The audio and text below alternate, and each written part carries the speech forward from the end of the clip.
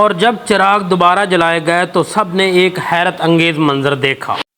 سلطان کے بستر کے قریب ایک خنجر پڑا تھا جس کے پاس ایک کاغذ بھی پڑا تھا اور جس پر لکھا تھا کہ بادشاہ سلامت اب ہمارے رحم و کرم پر ہیں، ذرا ہوش میں آئیے۔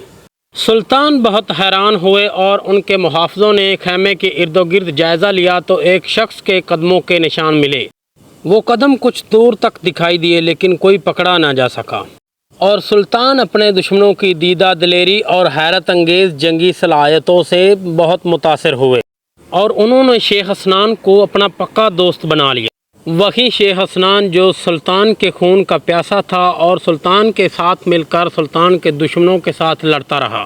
تاہم بعد مورخین یہ بھی کہتے ہیں کہ اس رات سلطان کے خیمے میں کوئی نہیں آیا تھا۔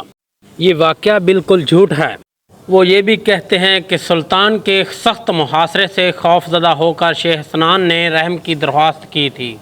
قصہ کچھ بھی ہو، اس کے باوجود بھی سلطان نے اپنے بدترین دشمن کو ایک اچھا دوست بنا لیا۔ لیکن سلطان صلاح الدین ایوبی کے لیے سازشی امرا یا شیخ حسنان نہیں بلکہ فلسطین کی صلیبی سلطنت سب سے بڑا چیلنج تھی۔ آپ ہمیں سبسکرائب کر لو دوستو، 1-2 دن لگ جاتے ہیں اتنی سی ویڈیو بنانے میں۔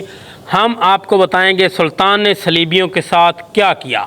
جلد ہی آپ کو ملے گا پارٹ نمبر 5۔